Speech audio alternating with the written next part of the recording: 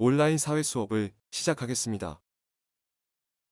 이 영상은 네이버 클로버 더빙을 활용하였고 인디스쿨 세아쌤의 슬라이드를 기반으로 제작하였습니다.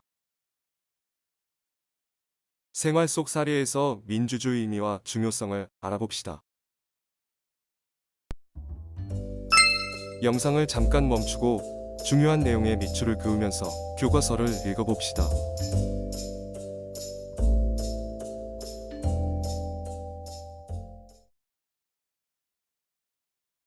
옛날에는 왕이나 신분이 높은 사람들만 국가의 일을 의논하고 결정할 수 있었습니다. 소수의 사람들만 국가의 중요한 일을 결정하게 되면 문제를 신속하게 해결할 수 있다는 장점이 있지만 왕이 혼자 나라 전체를 살펴 국가의 일을 결정하기가 쉽지 않고 백성들은 왕이나 신분이 높은 이들이 결정한 것을 따르기만 해야 한다는 치명적인 단점이 있습니다. 또한 왕이나 일부 신분이 높은 소수가 나라를 다스릴 때 인간의 존엄, 자유와 평등의 실천은 불가능했습니다. 과거와 달리 오늘날에는 모든 사람이 신분이나 재산, 성별 등과 관계없이 사회 공동의 문제를 해결하는 과정에 참여할 수 있게 되었습니다. 이와 같이 여러 사람이 함께 문제를 해결하면 모두의 의견을 반영할 수 있고 스스로 결정해 행동함으로 이를 자발적으로 하게 한다는 장점이 있습니다. 하지만 사람들이 모두 모이기 어렵고 의견이 너무 많고 다르면 조정이 어렵다는 단점도 존재합니다. 모든 국민이 나라의 주인으로서 권리를 갖고 그 권리를 자유롭고 평등하게 행사하는 정치 제도를 민주주의라고 합니다. 한 번 더 정리하면 민주주의는 왕이나 신분이 높은 몇몇 사람이 정치 문제를 결정하고 다수의 사람들은 그 결정을 따라야만 하는 것이 아니라 공동체 구성원 모두의 의견을 반영해 결정하는 정치 방식을 말합니다. 이러한 민주주의는 공동체 구성원 각각의 존엄과 자유와 평등이라는 생각에 기반하고 있답니다. 여러분들의 이해를 돕기 위해 민주주의의 다양한 예를 살펴볼까요? 학생자치회는 학급의 문제를 민주적으로 해결하는 과정이기 때문에 민주주의 사례에 해당합니다. 주민자치회 역시도 주민들이 직면한 문제를 민주적으로 해결하기 때문에 민주주의 사례라고 볼 수 있으며 국민의 지혜를 모아 정부 시책에 반영시켜 합리적인 정책을 시행할 수 있게 하는 시민공청회도 민주주의의 대표 사례라고 할 수 있습니다. 마지막으로 지방의회에서 주민의 투표로 선출된 구성원들이 지역의 중요한 사항을 최종적으로 의결하는 것도 민주주의 사례에 해당합니다. 선생님, 그런데 정치와 민주주의 사례가 비슷한 것 같아요. 좋은 질문입니다. 그것은 공동의 문제를 원만하게 해결하는 과정이라고 할 수 있는 정치에서 구성원 각각의 권리를 자유롭고 평등하게 행사하는 것이 무엇보다 중요하기 때문입니다. 민주주의를 이루려면 첫째, 모든 사람이 태어나는 순간부터 인간으로서 존엄과 가치를 존중받아야 합니다.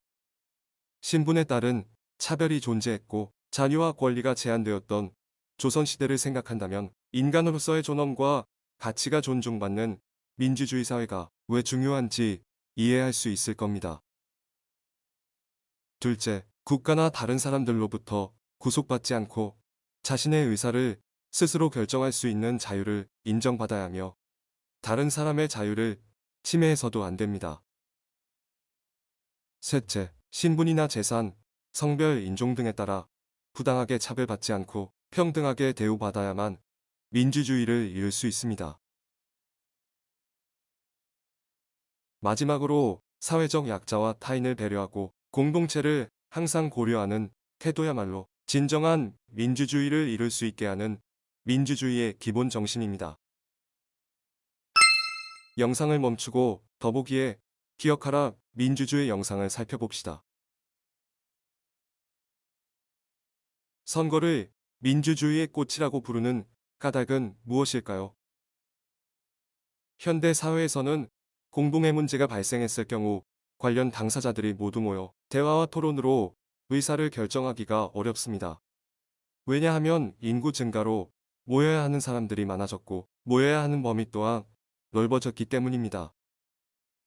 그래서 자신의 뜻을 대신 전달할 대표자를 뽑아 그 사람들에게 자신의 생각을 전달하게 합니다. 이를 대의민주주의라고 합니다. 대의민주주의에서는 대의자들이 국민의 의견을 잘 반영하도록 하는 것이 매우 중요합니다. 그렇기 때문에 국민이 자신들을 대표할 사람을 직접 뽑는 선거는 민주주의의 기본이라고 할 수 있습니다. 민주주의 사회에서는 공정한 선거를 위해 4가지 원칙에 따라 투표가 이루어집니다. 첫 번째 원칙은 선거일 기준으로 만 18세 이상의 국민이면 누구나 투표할 수 있는 보통선거의 원칙입니다. 두 번째 원칙은 부자인 사람과 가난한 사람에 관계없이 누구나 한 사람이 한 표씩 행사할 수 있는 평등선거의 원칙입니다. 세 번째 원칙은 투표는 자신이 직접 해야 한다는 직접선거의 원칙입니다. 네 번째 원칙은 자신이 어떤 후보를 선택했는지 다른 사람에게 비밀로 하는 비밀선거의 원칙입니다. 학교나 학급에서 이루어지는 학생자치회 임원선거 투표에서도 보통선거를 제외한 원칙은 지켜지고 있답니다. 여러분들의 투표 경험을 떠올려 보세요.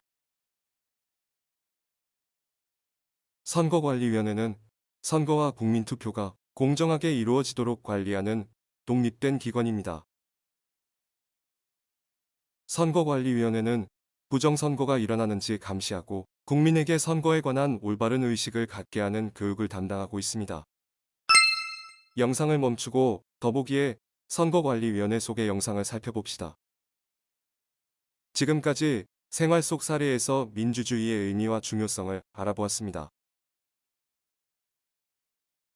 다음 시간에는 생활 속에서 민주주의를 실천하는 태도를 가져보겠습니다. 고맙습니다.